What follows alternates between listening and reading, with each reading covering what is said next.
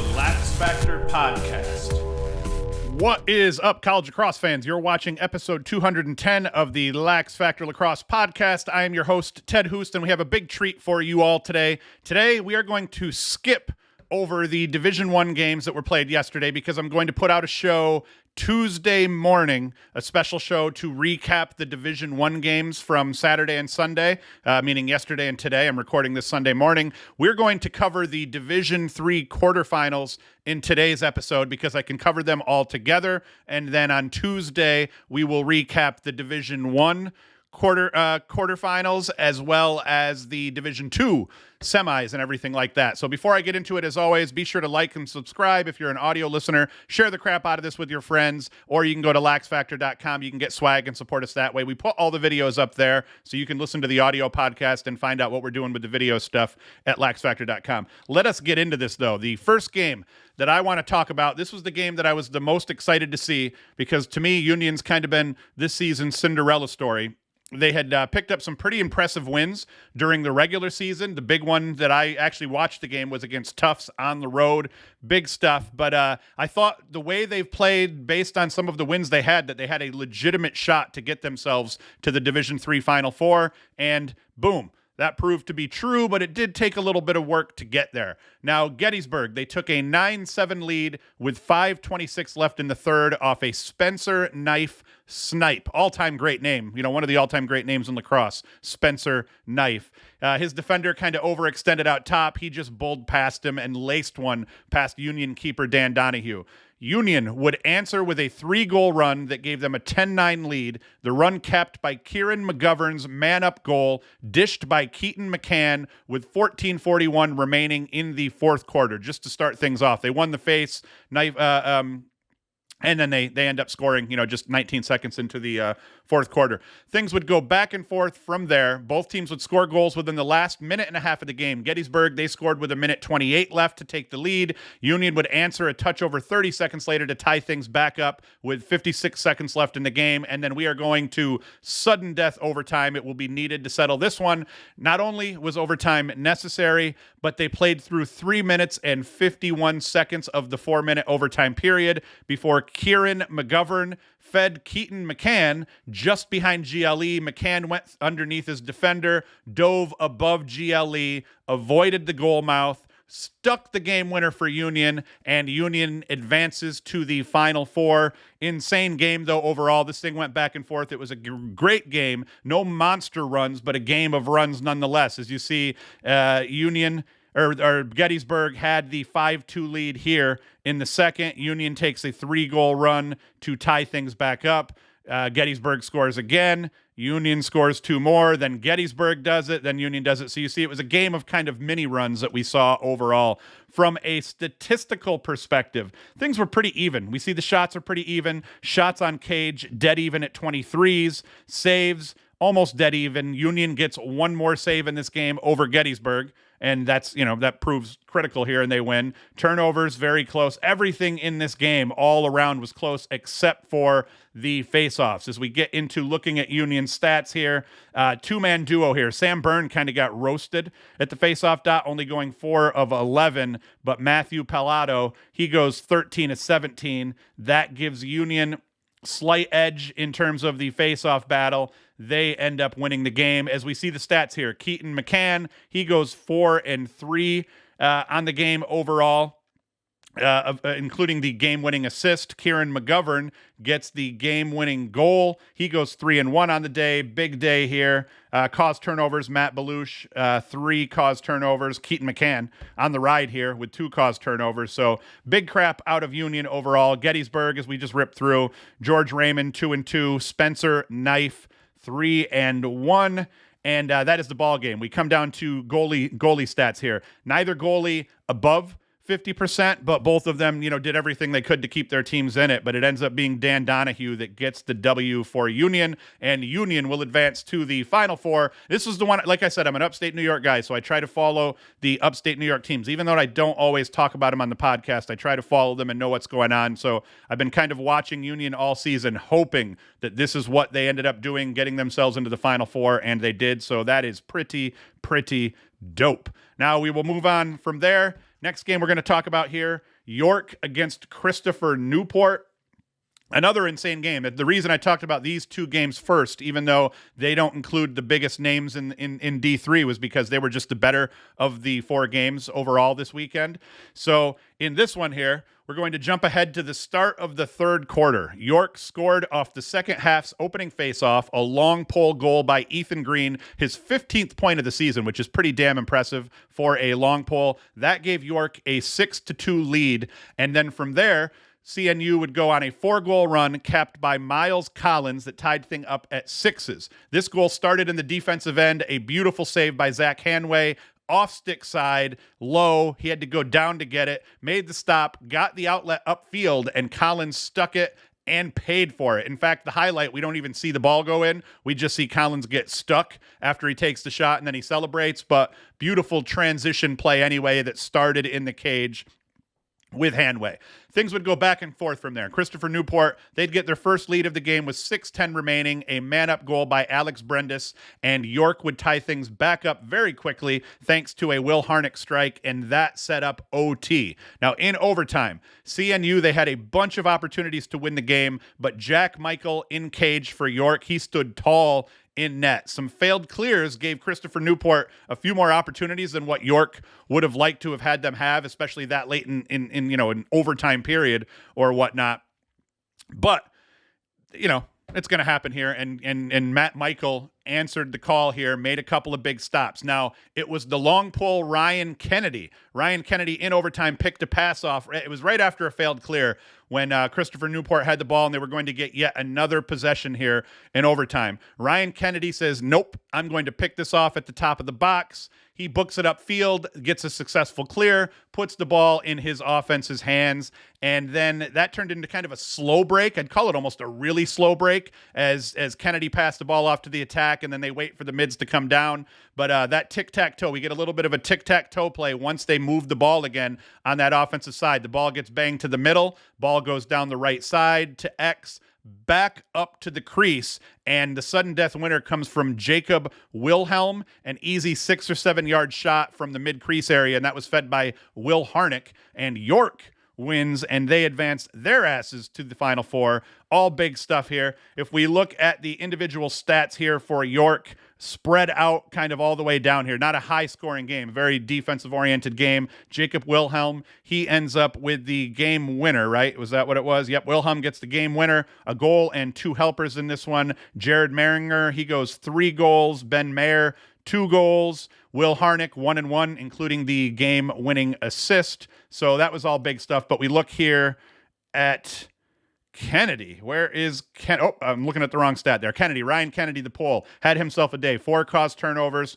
5 ground balls on the day for Ryan Kennedy. If we come down and we look at Christopher Newport, Brady Altabello, 2-2. Dylan Rice, 2-0. Not a whole ton of scoring here. And then as we come down to the goalkeeper stats, Zach Hanway had a decent game, 11 saves against 10 goals against, but it was Jack Michael that played the better game, 14 saves against 9 goals against. And then if we come up here and we look at the team stats on this one, we see where we come into the saves here. No saves in this game were as big as the 2 right here that came in that overtime period. And he actually had, between the second and third period, kid stood on his head. He has 4 saves over the course of the second quarter, 5 saves over the course of the third quarter. And, that was a big turning point in this game. And then the 2 in overtime were just absolute monsters. Overall, though, the statistics in this game were semi-close. We see that Christopher Newport held a big edge in shots,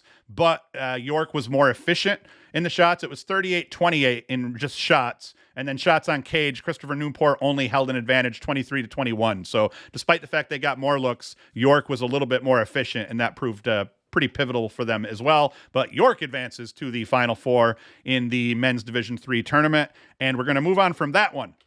Next one we are going to talk about is Bowdoin and RIT. Now, RIT, like Tufts, they had a midseason gut check. They lost to RPI as March turned into April, and then they go on to win 11 straight. I believe that includes the win here against Bowdoin yesterday.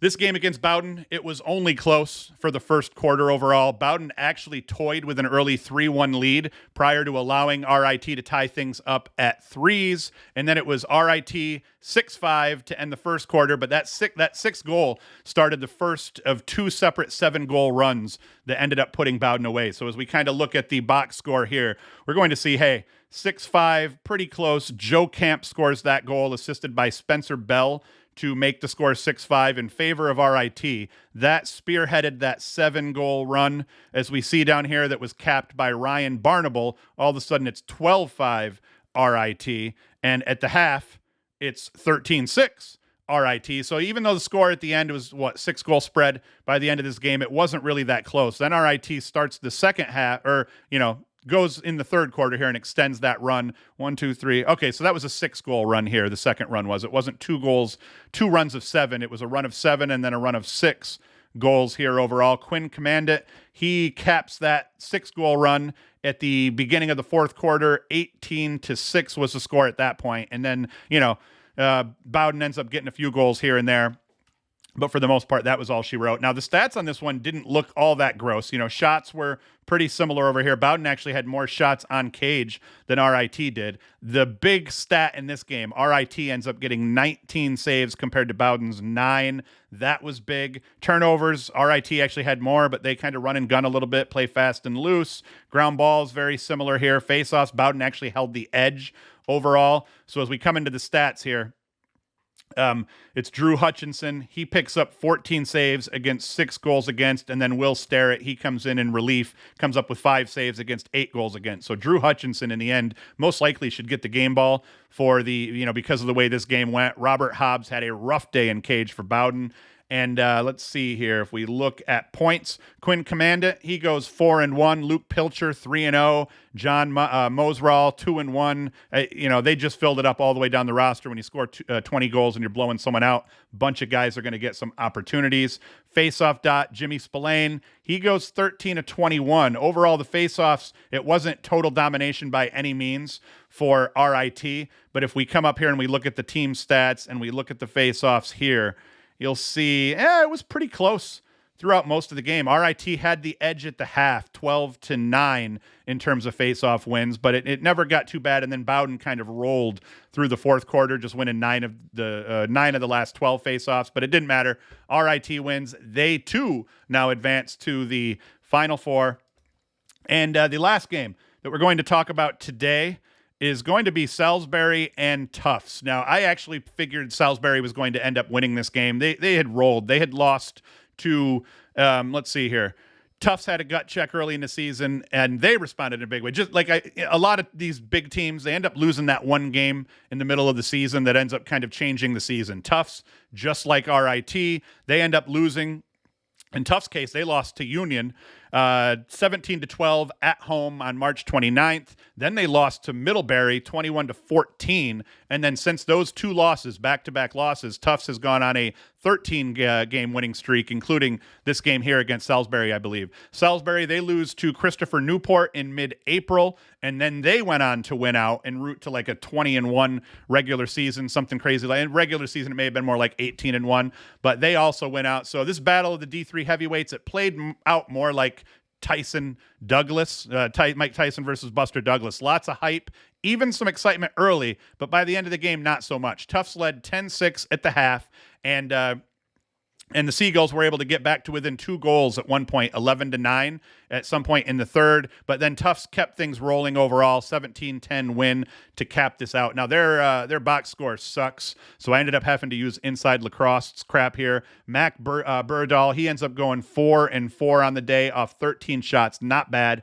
Jack Boyden, 4-3. He shot 50% on the day. That's pretty great. Tommy Swank, also 5 goals. So the big three here for Tufts, they end up putting up a bunch of points. Cross Ferreira, he did well, 4-1, and then Salisbury didn't get anything from the rest of their roster for the most part. Now, I mean, look at Ferreira though here, 91-28 on the season for this kid. That is an absolute monster season. But Posner, Bromwell, Dowd, those guys all needed to show up here in this game, and you see Posner goes 1-1, Bromwell 2-0, Dowd just a single assist here. So this, Tufts defense played tough overall. Now the goalie battle, nothing huge. Connor Garzone for Tufts, 50% between the pipes. ZJ Sheehan, he goes 16 saves versus 17 goals against. So, he wasn't too bad. Both were hovering right around 500. Face-off wise, again, not much to see here. They kind of split the face-offs over the course of the game, so that wasn't huge either. So it was really just a matter of the Tufts defense played better than Salisbury's defense did overall. Tufts ends up getting more looks, more quality looks. They capitalized off those looks more effectively. It wasn't a goalie standing on his head. It wasn't a huge disparity in terms of the faceoffs. It just came down to Tufts played slightly better defense than Salisbury. Tufts played slightly better offense than Salisbury, and it's that simple. You do both of those things, that results in a 7-goal win over a rival in Salisbury. And Salisbury, I don't have the exact stats here, but I mean, Salisbury's been in the Final Four for D3. If we're talking about the last decade, I think seven times. So I think this is only like the third or fourth time over the course of the last 10, 11 years that Salisbury has not made it to the Final Four. And who better to knock them off their pedestal than Tufts? And as we kind of go into the matchups that we're going to have for the Final Four today, which I think is insane that they play in 90-degree heat on Saturday, and then they turn around and have to play the semis on Sunday. I would have expected or thought that they would have played maybe on Friday instead, and then that way they'd each have a break in between. I'm wondering if travel, hotel expenses, and things like that play into it. But we have RIT facing Tufts today at 3 o'clock. That is going to be insane.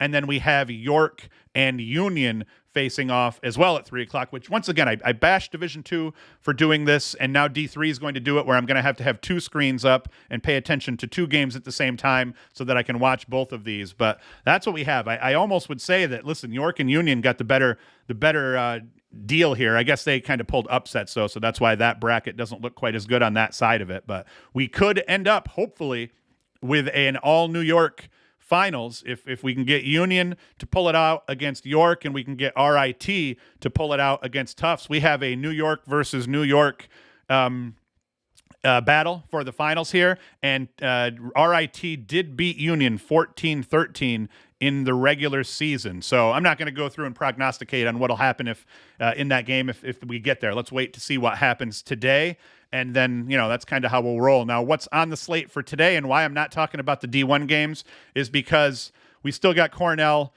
playing Delaware, and we have Maryland and Virginia, both games today. Actually, the Cornell-Delaware game at noon, that's going to kick off. If you're watching this video, it's going to be close here. I'm recording now, and it's about 10 to 11, and I still have to slice this up a little bit. So Cornell at Delaware today, Maryland and Delaware at Cornell today, and then Virginia at Maryland in terms of the seeding. So those games go down today. We'll talk about those on Tuesday. We'll talk about all of the D1 games here on Tuesday. And then we'll talk about the D2 semis as well. They're being played today. Lemoyne at Mercy and Limestone at Tampa. So that is what's on the slate for today. Remember, come back Tuesday. I won't mess around this time. I'm probably going to record the show for Tuesday, Monday night, so it'll be ready to roll early Tuesday morning. So be sure to come back and we'll put that out. But I figured, man, these D3 dudes, they deserve some shine or some newsprint, as we used to say back in the day, except this is more like video print, whatever the hell you'll call it. I did have the Rona, so that's why I missed Thursday's show. I haven't even tested positive yet, but my whole family had the Rona. My wife had the Rona. I'm sleeping in the bed next to her the whole time. She got the sickest out of everybody. So I had mild symptoms on Thursday and Friday. Had a sore throat. Was feeling mentally like I almost said an unacceptable word there.